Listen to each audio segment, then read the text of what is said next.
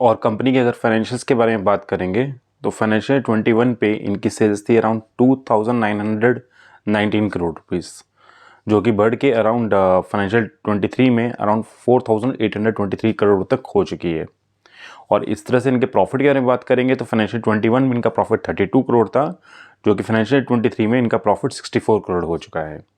तो यहाँ पर आप देखेंगे कि प्रॉफिट इनका लास्ट 2 साल में डबल हो चुका है। और अगर इसी में अगर इनके मार्जिन्स के बारे में बात करें तो इनके जो ऑपरेटिंग मार्जिन्स हैं वो अराउंड पर कार के ऊपर इन्होंने बताया है कि वो 7 to 8% के इनके मार्जिन्स आते हैं। और अगर इनकी रिटर्न ऑन इक्विटी और रिटर्न ऑन कैपिटल एम्प्लॉयड के बारे में बात करें तो वो 10% प्लस में इनको इनका इतना 10% प्लस में इनका रिटर्न इसमें भी आता है।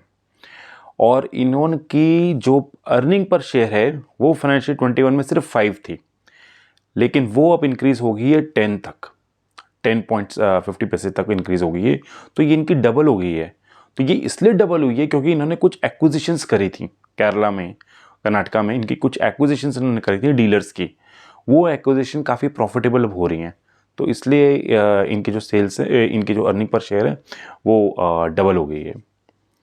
और अगर इनके वैल्यूशंस के बारे में बात करें तो ये around 26 price to earning valuation पे ये शेयर लिस्ट होगा। इस शेयर की प्राइस इन्होंने रखी है 26 के करीब। और इनका जो कॉम्पिटिटर है वो है लैंडमार्क कार्स। आपको याद होगा कि 1-1.5 साल पहले ये एक कार डीलर जो फर्स्ट आया था, लिस्ट हुआ था, वो लैंडमार्क कार्स था।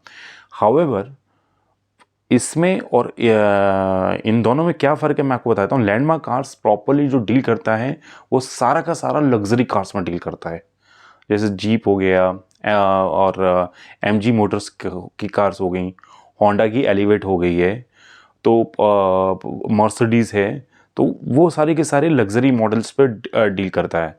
हालांकि इनका जो मॉडल है, इनका जो बिज़नेस है, ये कमर्शियल व्हीकल पे भी है, 2 व्हीलर और 3 व्हीलर में है। और ये मारुति की अगर आप देखेंगे तो मारुति की जितनी भी कारें हैं, चाहे वो लग्जरी की हैं लाइक ग्रैंड विटारा, इन्विटिको, ये वाली कार्स हैं, या मारुति स्विफ्ट है या ऑल्टो है, तो ये सारी कार्स में ये डील करते हैं। और अगर हम इनका जो ग्रे मार्केट प्राइस देखें तो ग्रे मार्केट प्राइस इनका 33 से स्टार्ट हुआ था, जो कि अब अराउंड 5 रुपीज़ ही है। तो यानी कि इनकी जो लिस्टिंग है उसकी जो कम मार्केट एक्सपेक्ट कर रही है कि इनकी लिस्टिंग अराउंड 300 के करीब होगी।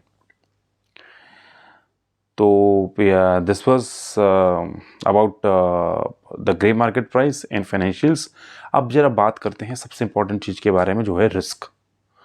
रिस्क में ये है कि सबसे पहले आप देखेंगे जो इनकी जो सेल्स होती है, इनकी 87% सेल्स सिर्फ 3 OEM से आती है। एक है मारुति और एक है टाटा मोटर, एक है होंडा। और यहाँ पे इनको टाटा मोटर से 30 मिलता है और 6% इनको होंडा से मिलता है। और बाकी का जो 54% है, 55% कह लीजिए, ये मिलता है इनको मारुति से। तो इस पे ये इन तीनों पे काफ़ी डिपेंड है। और सेकंड, इनकी जो जहाँ पे सेल्स सबसे ज़्यादा जिस स्टेट में होती हैं वो है केरला और कर्नाटका। वहीं पे समझ लीजिए इनकी सारी सेल्स ही होती है, अराउंड 99% सेल्स इनकी वहीं पर ही होती है, और चेन्नई पर भी होती है। और दूसरा अगर आप देखेंगे, अगर इन तीनों स्टेट्स में अगर कुछ भी प्रॉब्लम होती है तो इनको काफ़ी इम्पैक्ट होता है। जैसे कि इनको इम्पैक्ट हुआ था जब तमिलनाडु में फ्लड्स आए थे, और केरला में अगर आपको 3 to 4 ईयर्स पहले काफ़ी फ्लड आए थे, तो उसके कारण भी इनको काफ़ी लॉस हुआ था। इनकी सेल्स अराउंड तब 22%, 2018 की बात है, इनकी सेल्स अराउंड 22% नीचे चली गई थी बिकॉज ऑफ दैट। तो ये भी इनके लिए काफ़ी एक प्रॉब्लम, ये भी एक प्रॉब्लमेटिक एरिया है कि इनकी स्टेट्स बहुत ही कम है, सिर्फ 3 स्टेट्स ही हैं। दो ये लोग डिफाइन कर रहे हैं कि आने वाले टाइम पे ये जो ग्रोइंग स्टेट्स हैं, जैसे दिल्ली, NCR और गुजरात और महाराष्ट्र, ये वहाँ पर भी they want to open their branches. उसके बाद ये जब किसी OEM के साथ कॉन्ट्रैक्ट करते हैं, जैसे इन्होंने मारुति के साथ OEM के साथ कॉन्ट्रैक्ट किया है, तो मारुति इनको बताता है कि भैया आपको ये प्लेस रखनी है, इतना स्टाफ होना चाहिए, बिल्कुल किस तरह से बिल्कुल जो जो वर्क कल्चर है उसका, जो एनवायरनमेंट है उसका, पूरा का पूरा जो भी ऑफिस का चीज़ें हैं सारी की सारी कि मारुति जैसे आके वो लोग इंस्पेक्ट करते हैं, वो बताते हैं। तो इनको अकॉर्डिंगली बिल्कुल उनके हिसाब से चलना पड़ता है। ERPs वैसे होने चाहिए इनके पास, तो फिर और टेक्नोलॉजी सेवी होना चाहिए इनको। तो ये जो भी OEM है ये इनको बता के करता है। और OEM ने ये बोला है कि आप किसी और OEM के साथ, अगर आप सपोज कर लीजिए कल को आप महिंद्रा के साथ डीलरशिप करना चाहेंगे, उनकी लेते हैं, तो आपको पहले हमसे पहले प्रायर अप्रूवल लेनी पड़ेगी। मतलब हमसे पहले पूछना पड़ेगा। जैसे मारुति, अगर आप किसी और कार मेकर की अगर कार सेल करेंगे, तो वो फिर हो सकता है कि इनको पूछना पड़ता है पहले मारुति से कि क्या मैं उनकी कार सेल कर सकता हूँ या नहीं कर सकता।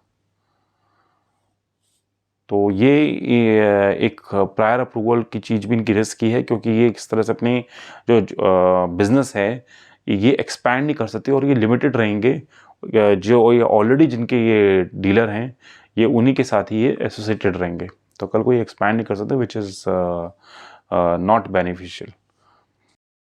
और आप देखेंगे इनका एक और रिस्क भी है, जैसे कि जो भी OEMs हैं, जैसे टाटा मोटर हैं, मारुति हैं, उन्होंने इनको डीलर बनाया हुआ है, लेकिन उन्होंने बिल्कुल साफ रखा है कि ये एक्सक्लूसिव कॉन्ट्रैक्ट नहीं है। यानी कि आप भी हमारे डीलर हो सकते हैं केरला में, और किसी और को भी हम डीलर बना सकते हैं। तो ज़रूरी नहीं है सिर्फ आप ही हमारे डीलर होंगे। तो इसलिए क्या है कि वो मल्टीपल डीलर्स भी अपॉइंट कर सकते हैं। तो ये एक इनके लिए रिस्क है, क्योंकि कल को सपोज कर लीजिए कोई अगर कोई बड़ा डीलर आता है तो और वो अच्छी तरह इस्टेब्लिश होता है, देन दे इनका जो प्रॉफिट है, जो सेल्स हैं, प्रॉफिट है, वो डिस्ट्रीब्यूट हो जाएगा। तो ये एक रिस्क है। और साथ ही साथ जो OEMs हैं, अगर कल को इनके साथ कॉन्ट्रैक्ट रिन्यू नहीं करते या इनके साथ कोई भी कॉन्ट्रैक्ट टर्मिनेट कर देते हैं, तो भी they will have impact on their revenue. और कल को सपोज कर लीजिए जो कस्टमर्स हैं, जो कार के कस्टमर्स हैं, अगर वो सर्विस के बाद एक फीडबैक देते हैं, जो कि OEMs जब इसको वैल्यूएट करते हैं और देखते हैं कि that is a wrong feedback या एक गलत मैसेज जा रहा है, तो वो इनसे अपनी डीलरशिप भी ले सकते हैं। तो ये अगर आप देखेंगे ये सारे रिस्क भी ये डीलरशिप इनको होते हैं। और OEMs ने, जब मैं इनका ट्रेड रिसीवेबल्स देख रहा था, जो जितने भी OEMs हैं इनको जब ये कॉन्ट्रैक्ट करते हैं, जैसे कि मैं आपको बताता हूँ कि वारंटी कार का क्या होता है। वारंटी कार में ये कस्टमर को से कुछ ले नहीं सकते हैं। ये अपने पार्ट्स मंगाते हैं, अपने पार्ट्स डालते हैं और उसके बाद ये सर्विस करके वापस दे देते हैं। और ये जो अपना जो भी बिल जो भी इनको लगा होता है, ये सारा का सारा अपना ये OEMs को देते हैं। तो अगर सपोज कर लीजिए मारुति कोई कार है और वो वारंटी पीरियड में आई हुई है, तो वो जो कस्टमर है उसको तो ये सर्विस करके दे देंगे, पर कस्टमर से कुछ लेंगे नहीं क्योंकि वारंटी पीरियड में। लेकिन जो पार्ट्स इन्होंने डाले हैं, ये बाद में उसका बिल बनाते हैं। ये उसी पार्ट जो बिल बनाएंगे और उसी चीज़ को ये देंगे OEMs को, जैसे मारुति को देंगे। मारुति उसके बाद अपना वैल्यूएट करेगा और उसके बाद इनको पेमेंट करेगा, जिसमें कि इनके वर्किंग कैपिटल डेज काफ़ी बढ़ जाते हैं। और इस तरह से इनके 67 करोड़ रुपीस इस समय ड्यू हैं OEM से। तो इनका काफ़ी जो फंड है, काफ़ी जो मनी है, वो काफ़ी ज़्यादा ब्लॉक होता है। और सिंस ये कार इंडस्ट्री है, यहाँ पे जो वर्किंग कैपिटल है, इन्वेंट्री और डेटर्स की, ये काफ़ी ज़्यादा ब्लॉक होती है। तो इसके कारण इनकी कैपिटल काफ़ी ब्लॉक होती है। फिर आप देखेंगे जो इनके जो रेट्स हैं, ये जो पर आवर के भी जो रेट होते हैं, लेबर चार्जेस के जो रेट्स होते हैं, ये डिटरमाइन करते हैं, OEMs डिटरमाइन करती हैं। मारुति, टाटा मोटर्स ये डिटरमाइन करते हैं कि आपको कितना रेट लेना है। ये उसी के अकॉर्डिंगली रेट ले सकते हैं। तो फिर मतलब ये इनके जो रेट भी होते हैं, रेट लिस्ट भी होती है, वो भी रिव्यू होती है OEM से। तो ये इंक्रीज़ नहीं कर सकते। हाँ, ये जैसे कि अगर आपकी कोई गाड़ी अगर कोलिजन अगर टकरा जाती है, एक्सीडेंट हो जाता है किसी की कार का, तो उसमें जो रिपेयर चार्जेस होते हैं, वो ये ठीक अपना खुद इवैल्यूएट कर सकते हैं और खुद वो उसमें डाल सकते हैं या बिल में डाल सकते हैं। सिर्फ मतलब कि यही चार्जेस होते हैं, यही सब डाल सकते हैं, लेकिन बाकी सब के सब रेट लिस्ट है और OEM ने बताया हुआ कि आपको इतना ही लेना है और ये उतना ही लेंगे।